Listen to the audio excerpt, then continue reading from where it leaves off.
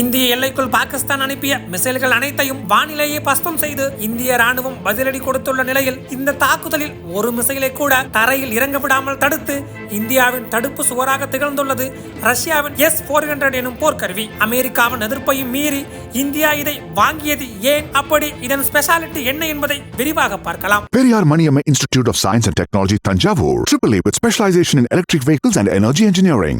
Operation சிந்தூருக்கு பதிலடி கொடுக்கும் வகையில் பாகிஸ்தான் ராணுவம் நேற்று மாலை இந்தியாவின் மீது சரமாரியான மிசைல் தாக்குதலை தொடங்கியது. நூற்றுக்கணக்கான மிசைல் மற்றும் ட்ரோன்கள் இந்தியாவின் மீது அடுத்தடுத்து வீசப்பட்டன. ஆனால் வானில் அந்த இலக்குகள் நகர்ந்து கொண்டிருந்த போதே இந்தியாவின் ஆன்டி ஏர் டிஃபென்ஸ் சிஸ்டம் மூலமாக அவை தகர்க்கப்பட்டன. அதற்கு இந்திய ராணுவத்திற்கு ரஷ்யாவின் S-400 என்ற போர்க்கருவி பக்கபலமாக இருந்துள்ளது. மேலும் இஸ்ரேலின் ஹார்பி ட்ரோன்கள் மூலமாக பாகிஸ்தானின் வான் பாதுகாப்பு ரேடார்களை இந்தியா சிதைத்துள்ளது. லாகூரில் அமைக்கப்பட்டிருந்த ரேடார் சிஸ்டம் முழுவதுமாக அழிக்கப்பட்டுள்ளது. இந்நிலையில் இந்தியாவில் சுதர்சன சக்ரா என அழைக்கப்படும் S-400 anti missile defence system ரஷ்யாவில் உருவாக்கப்பட்டதாகும். இதன் சிறப்பம்சம் என்னவென்றால் 600 கிலோமீட்டர் தொலைவில் இருந்து நம்மை நோக்கி மிசைல் வர தொடங்கும் போதே இதனால் அதை அடையாளம் காண முடியும். இதில் 4 விதமான இன்டர்சாப்டர்ஸ் உள்ளன.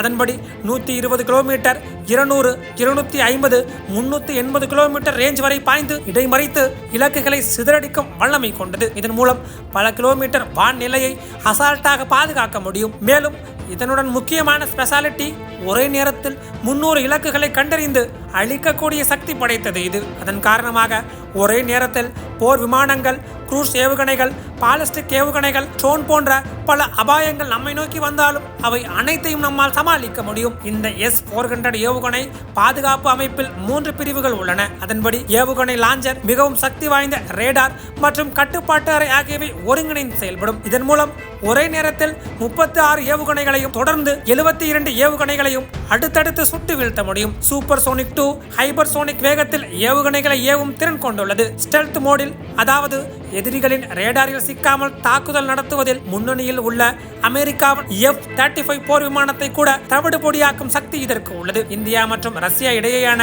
40,000 கோடி ரூபாய் ஒப்பந்தத்தில் 5 S-400 ஏவுகணை சிஸ்டம் நமது ராணுவத்திற்கு வழங்க முடிவு செய்யப்பட்டது. அதன்படி 3 சிஸ்டம் தற்போது இந்தியாவிற்கு வழங்கப்பட்டுள்ளன. மீதமுள்ள 2 அடுத்த ஆண்டு ஒப்படைக்கப்படும் என எதிர்பார்க்கப்படுகிறது. கைவசம் உள்ள 3 அமைப்புகளும் இந்திய விமானப்படையால் கையாளப்படுகிறது. அவை தற்போது பாகிஸ்தான் மற்றும் சீன எல்லையில் நிலைநிறுத்தப்பட்டுள்ளது. முறுக்கிக் கொண்ட அமெரிக்கா நீண்ட தூர இலக்குகளை துல்லியமாக தாக்கும் திறன் கொண்டிருப்பதால் S-400 ஏவுகணை பாதுகாப்பு அமைப்பை மிகவும் ஆபத்தானதாக நோட்டோ அமைப்பு கருதுகிறது. இதன் காரணமாக 2018ஆம் ஆண்டு ரஷ்யாவுடன் மேற்கொள்ளப்பட்ட S-400 ஏவுகணை பாதுகாப்பு அமைப்பை கொள்முதல் செய்வதற்கான ஒப்பந்தத்தை கைவிடுமாறு அமெரிக்கா எச்சரித்தது. உக்ரைன் உடனான போரை குறிப்பிட்டு ரஷ்யாவுடனான ராணுவ தளச்வாடா ஒப்பந்தத்தை கைவிடாவிட்டால் இந்தியாவிற்கு பல்வேறு பொருளாதார தடைகள் விதிக்கப்படும் எனவும் அழுத்தம் தரப்பட்டன. அமெரிக்காவின் முன்னாள் பாதுகாப்பு அமைச்சர் லாயிட் ஆஸ்டின் நேரடியாகவே இந்தியாவிற்கு வருகை தந்து ரஷ்யாவுடனான ஒப்பந்தத்தால் இந்தியா அமெரிக்கா இடையேயான உறவு பாதிக்கும் என வலியுறுத்தினார். அதே நேரம்